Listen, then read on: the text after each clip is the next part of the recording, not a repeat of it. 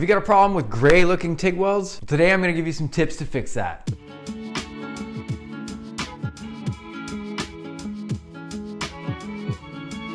Hey everyone, welcome to another episode from Pacific Arc TIG Welding. My name's Dusty. I'm a welding artist from Vancouver Island, Canada. I do welding projects on both 2-dimensional and 3-dimensional surfaces. And on my YouTube channel, I love showing off and teaching the art of TIG welding.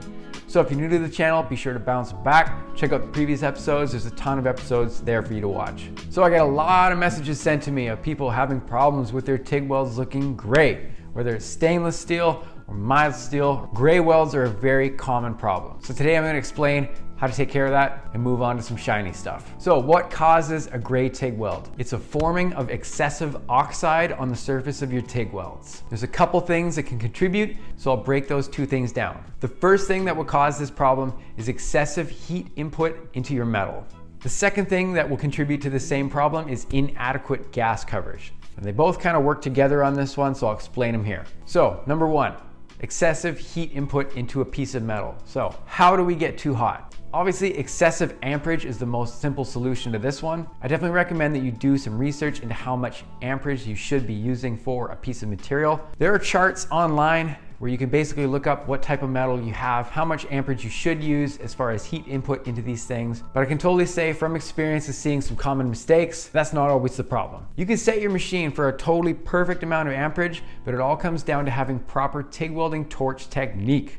I personally always rely on my travel speed and torch angle over amperage settings. Like I said, you can set your machine for the perfect amount of amperage, but if you have a jacked up travel speed where you're going too slow or your angle's totally whack, you're gonna overheat the material even if you have a perfect amperage setting. I personally set my amperage even a little bit higher than I probably should. That way I know I have enough and I control it with the foot pedal. The main thing that I want to focus on is having a proper travel speed. So the most common problem is a lot of people have too slow of a travel speed. What happens when you have a travel speed that's too slow is the heat affected zone around a weld will get too big. Take a look at this photo here. You can see the weld area is only this much right here, but take a look at the heat affected zone. The heat affected zone has blown out way past whatever gas is going to cover this area. So basically once your heat affected zone gets too big, it's beyond help. It's a little bit out of your control at this point here. Even with proper gas setup, proper gas screens and gas lenses, when your heat affected zone has gotten this big, it is almost beyond help. Look at this pass here. We have a really small and narrow heat affected zone. This narrow heat affected zone is much easier to cover with gas,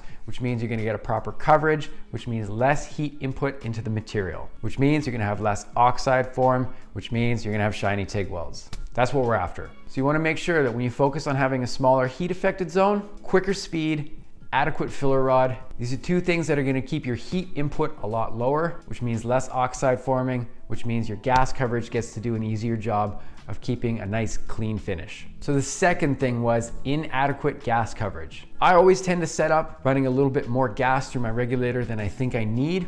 I'm always gonna ballpark it anywhere between 20 to 30 CFH, and I'll adjust accordingly after I've done a couple passes. When you're working with a piece of material that has just had a weld put across it, you're gonna have to adequately shield the weld area with post flow. Post flow should shut off after your pass is done glowing, and then I usually give it an extra 2 to 4 seconds. Again, that's just my opinion, and just from my experience, that's enough to make sure everything is totally covered properly. Obviously with different setups, with different types of joints and stuff, you'll have to adjust as you see it happen in front of you, but generally that's where I set up with my timer on my post flow. Having awesome gas lenses and gas cups helps a lot, but as long as your heat affected zone stays small, even basic cups and basic gas lenses are gonna work great for you. In my studio here, I have Furic lenses, I have edge lenses, I have all kinds of dope gas lens set up for my torch, but as long as my heat affected zone stays small, even the most basic gas lens setups are gonna work great. So basically a good rule of thumb is anytime you have a TIG weld that turns out gray, there's been excessive heat input into your material. Anything you can do to put less heat input into your piece that you're about to work on, the better. You're gonna have a better finish, things will turn out cleaner and shinier. You might even get some cool colors if that's what you're after. So if you got any value from this episode here today, here's how you can repay me. You can go out today and do a random act of kindness for a complete stranger. I don't care what it is, big or small, just do something to spread some positivity in the world right now. We need it. So thank you everybody for watching today. I hope you're doing well out there. Again, for Pacific Arc TIG Welding, my name's Dusty. We'll talk soon. Peace.